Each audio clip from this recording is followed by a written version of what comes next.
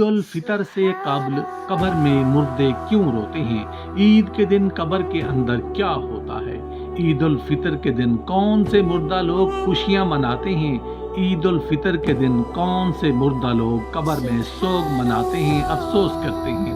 عید الفطر کے دن وہ کون لوگ ہیں جو یہ دعا کرتے ہیں کہ کاش یہ عید الفطر کا دن کبھی بھی نہ آئے؟ محترم ناظرین، شوال کا پہلا دن عید الفطر ہے۔ رسول اللہ صلی اللہ علیہ وسلم نے اس دن کی فضیلت کے بارے میں فرمایا، جب شوال کا پہلا دن آتا ہے تو آسمانی منادی ندا کرتا ہے، اے مومنو اپنے تحفوں کی طرف دوڑ پڑو۔ امیر المومنین ابن ابی طالب رضی اللہ تعالی عنہ نے عید الفطر کے ایک خطبے میں ارشاد فرمایا، اے لوگو یہ دن وہ ہے جس میں نیک لوگ اپنا انعام حاصل کرتے ہیں اور برے لوگ نا امید اور مایوس ہوتے ہیں، اور اس دن کی قیامت کے دن کے ساتھ کافی مشابہت ہے۔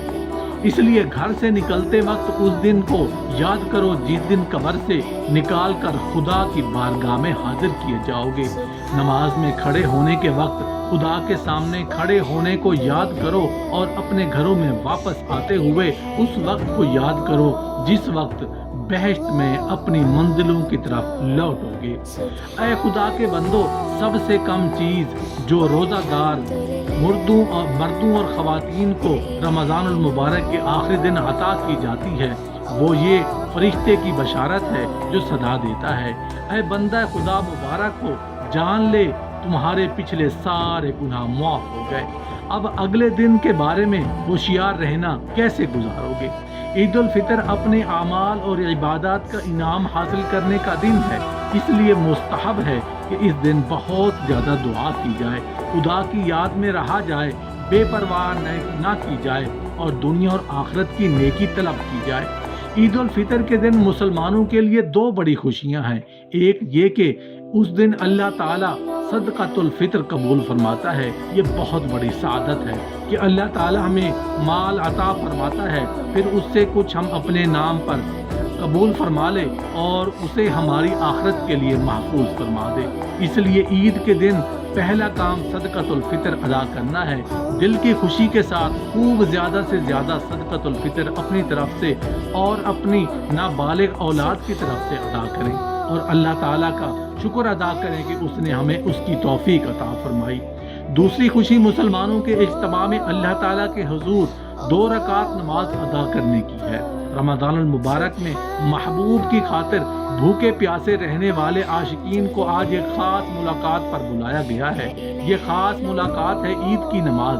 اس لیے صبح اٹھ کر خوب اچھی طرح نہا لیں، پاک صاف ہو جائیں، اپنے لباس میں سے جو اچھا ہو وہ زیب تن کریں، خوشبو لگائیں، مسواک کریں، منہ کو معطر کریں، جو عطر میسر ہو وہ لگائیں، سرما اور امامہ سے زینت حاصل کریں۔ عید تو ایک دینی خوشی ہے، رمضان المبارک کی رحمتوں اور برکتوں کی خوشی، پس جس کی رمضان المبارک میں بخشش ہو گئی اس کی عید تو خود ہی ہو جاتی ہے، اور جو رمضان المبارک میں محروم رہا وہ لاکھ خوشیاں اور مستیاں کر لے، اس کی کوئی عید نہیں۔ عید کا دن شکر اور شکرانے کا دن ہے، قناعت اور استغنا کا تاج پہنے اور قبر کی مٹی کو یاد رکھیں۔ محترم ناظرین، رب کعبہ کی قسم، دنیا انہی لوگوں کو ستاتی ہے جو موت اور قبر کو بھول جاتے ہیں، اور جو لوگ موت اور قبر کو یاد رکھتے ہیں یہ دنیا ان کے قدموں میں گرتی ہے۔ عید کا ایک دن بھی گزر جائے گا چاروں طرف دنیا کے میلے دیکھ کر اپنی غریبی اور فقیری کو داغدار نہ ہونے دیں۔ جب عید کا دن آتا ہے تو قبر میں مردوں کے اندر ایک ہلچل سی مچی ہوتی ہے، زمین کے اوپر تو ایک خوشی ہوتی ہے، عید کا دن ہوتا ہے، ایک بہت ہی پرمسرت موقع ہے، لیکن قبر کے اندر کا ماحول یہ ہوتا ہے کہ اللہ پاک جو عذاب رمضان میں ان پر سے اٹھاتا ہے وہ واپس نازل ہو جاتا ہے۔ جیسے آپ صلی اللہ علیہ وآلہ وسلم نے فرمایا کہ جب رمضان کا چاند دیکھا جاتا ہے تو شیاطین کو جکڑ دیا جاتا ہے، ان کو قید کر دیا جاتا ہے، اور مردوں کے عذاب میں بھی اللہ تعالیٰ رمضان میں تخفیف فرماتا ہے۔ لیکن جب یہ رمضان کا مہینہ جاتا ہے، جیسے ہی عید کا چاند نظر آتا ہے تو پھر اللہ تعالیٰ فرماتے ہیں کہ ان کو اس قید خانے سے نکال دیا جائے اور قید سے رہا کر دیا جائے، تو ان شیاطین کو آزاد کر دیا جاتا ہے، اور اسی کے ساتھ کچھ مردے ایسے ہوتے ہیں جن کے اوپر صرف رمضان بھر کے لیے عذاب میں تخفیف کی گئی تھی، اور رمضان ہی میں ان کے اوپر سے عذاب کو ہٹایا گیا تھا، تو جیسے ہی رمضان مکمل ہوتا ہے، عید کا چاند دیکھا جاتا ہے تو ان کے اوپر عذاب کو پھر سے نافذ کر دیا جاتا ہے، یعنی کہ ان لوگوں کو عذاب میں جو تخفیف ہوئی تھی یہ سب رمضان کی برکت سے ہوتا ہے۔ تو جیسے ہی رمضان ختم ہوتا ہے تو ان کے اوپر عذاب پھر سے نافذ ہو جاتا ہے، اور جو سرکش شیاطین ہوتے ہیں، جو قید میں ہوتے ہیں، ان کو بھی چھوڑ دیا جاتا ہے۔ تو اللہ تعالیٰ نے اپنے محبوب صلی اللہ علیہ وآلہ وسلم کے ذریعہ سے عالم برزخ کی تمام باتیں جو ہم نہیں جانتے تھے وہ ہمیں بتا دی۔ اسی وجہ سے عید کے موقع پر جب ہم خوشی منا رہے ہوں، جب ہمارے یہاں خوشی کا ایک ماحول ہو، تو اس وقت ہمیں اپنے مردوں کو یاد رکھنے اور ہمیں ان کے لیے ایصال ثواب بھی کرنا چاہیے، اور ہمیں ان سے ایک نصیحت بھی بہت حاصل کرنی چاہیے۔ وہ نصیحت یہ ہے کہ جب ہم خوش ہوں اور ہماری خوشی کا موقع ہو، مسرت کا موقع ہو، تو ہمیں یہ سوچنا چاہیے کہ جو لوگ ہم سے جدا ہو گئے وہ لوگ بھی کبھی ہماری طرح دنیا میں رہتے تھے، ہماری طرح کھانا کھاتے تھے، ہماری طرح ایک اچھی زندگی بسر کرتے تھے، لیکن موت نے اپنا بے بس کر دیا کہ وہ آج وہ ہمارے نہ کسی خوشی میں شریک ہیں، اور نہ ہی وہ آج ہمارے ساتھ ہیں، نہ ہی انہیں عید کی خوشی کا کوئی موقع حاصل، بلکہ وہ آج اپنی قبروں کے اندر سو رہے ہیں۔ کچھ لوگ ایسے ہیں جو قبروں میں سو رہے ہیں، کچھ لوگ ایسے ہیں جو قبروں میں رو رہے ہیں، یعنی کہ ان کے اوپر خطرناک کارروائی ہو رہی ہے۔ تو اس لیے ہم لوگوں کو جب بھی کوئی خوشی کا موقع آئے تو اس خوشی میں منہمک ہو کر ایک بے توجہی نہیں برتنا کہ ہم اپنی موت کو بھول جائیں۔ ایسا ہوتا ہے کہ رمضان کے بعد جیسے ہی عید آتی ہے تو لوگ گھومنے جاتے ہیں، پھرنا شروع کر دیتے ہیں، ایسا لگتا ہے جیسے شیاطین کی بجائے انہیں آزادی مل گئی ہے، اور بس گھومتے پھرتے رہتے ہیں۔ تو اس موقع پر ہمیں سوچنا چاہیے کہ ہمیں کوئی ایسا کام نہیں کرنا جس سے ہمارا اللہ ہم سے ناراض ہو، اور ہمیں موت کو ہر وقت یاد کرتے رہنا چاہیے، اور اس بات کو بھی مد نظر رکھنا چاہیے کہ رمضان تو ختم ہو گیا، جیسے اللہ رمضان میں ہم کو دیکھتا تھا ویسے ہی رمضان کے بعد بھی اللہ ہم کو دیکھ رہا ہے۔ جیسے رمضان میں ہم نمازیں پڑھتے ایسے ہی ہمیں رمضان کے بعد بھی پڑھنا ہے۔ جیسے رمضان میں ہمارے فرشتے جو کاندھوں پر بیٹھ کر ہمارے دن بھر کے کاموں کو لکھتے ہیں، ایسے ہی اب بھی لکھ رہے ہیں۔ کہنے کا مقصد یہ ہے کہ جیسے رمضان میں ہم اعمال کرتے ہیں ویسے ہی رمضان کے بعد بھی کرنے چاہیے، تاکہ ہمارے اچھے اعمال کا پلڑا بھاری ہو جائے۔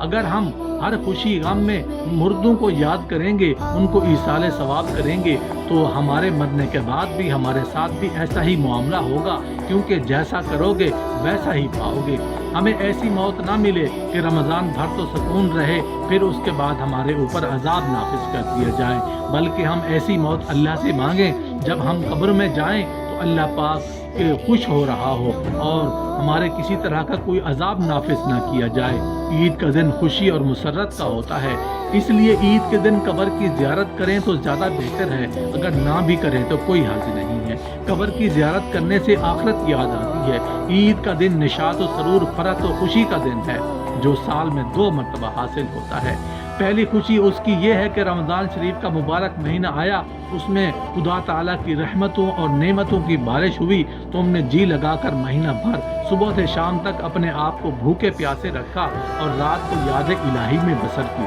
اس کی خوشی میں رمضان المبارک کے ختم ہوتے ہی یکم شوال کا دن تمہارے لیے فرحت و خوشی کا دن اور مقرر کر دیا گیا ہے۔ اس دن کو عید الفطر کہتے ہیں۔ جب نماز عید ختم ہو جاتی ہے تو فرشتے آواز لگاتے ہیں، خوشی ہو جاؤ، تمہارے پروردگار عالم نے تمہاری مغفرت فرما دی، اب تم خوشی خوشی اپنے گھروں کو لوٹ جاؤ۔ اس لیے اس دن کو انعام و اکرام کا کہا جاتا ہے۔ عید کا دن خوشی کا باعث ہے، لیکن مردے یہ کیوں چاہتے ہیں کہ کبھی بھی عید کا دن نہ آئے؟ ہم لوگ تو عید کی خوشی منا رہے ہوتے ہیں، لیکن مردے عید آنے کا غم مناتے ہیں۔ کچھ مردے ایسے ہیں جو عید آنے پر بہت دکھی ہو جاتے ہیں، کیونکہ ان کے اوپر مصیبت آنے والی ہوتی ہے، اور اس وجہ سے وہ لوگ بہت زیادہ پریشان ہوتے ہیں۔ جیسا کہ حدیث پاک کا مفہوم ہے، قبر کے اندر مردے کے لیے جہنم کی کھڑکی کھول دی جاتی ہے۔ اگر کوئی بہت زیادہ گنہگار ہے، مثلاً کوئی ایسا بندہ ہے جس کا اسلام سے تعلق ہی نہیں، جو اسلام کو جانتے ہوئے بھی اسلام کو نہ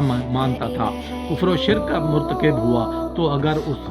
اللہ نے چاہا تو اس پر رمضان کے بعد بھی عذاب جاری رہے گا، اور اگر اللہ نے اسے معاف کر دیا تو پھر اسے کبھی بھی عذاب نہیں ہوگا، رمضان کے بعد بھی نہیں، کیونکہ اللہ معاف کرنے والی ذات ہے، اس کی رحمت سے کبھی مایوس نہیں ہونا چاہیے۔